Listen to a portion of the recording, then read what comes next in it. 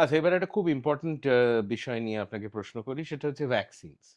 ভারতবর্ষে আমরা তো মনে করি যে ভ্যাকসিনস আর এসেনশিয়াল। কিন্তু ইন দ্য ইউএস গত কয়েক বছর ধরে আমি শুনছি যে there is a group called the anti-vaxxers, যাদের বক্তব্য হচ্ছে যে ভ্যাকসিনের নাকি কোনো প্রয়োজনই নেই। ভ্যাকসিন নাকি একটা স্ক্যাম, একটা সরকারি ষড়যন্ত্র। ভ্যাকসিন থেকে নাকি বাচ্চাদের শরীর আরো খারাপ হয়ে যাচ্ছে। কিন্তু মানে ভ্যাকসিনস তো এসেনশিয়াল, রাইট? এক্স্যাক্টলি, ভ্যাকসিন ভীষণ ইম্পর্টেন্ট এবং খুব খারাপ খারাপ অসুখগুলোকে ভ্যাকসিন আটকায়।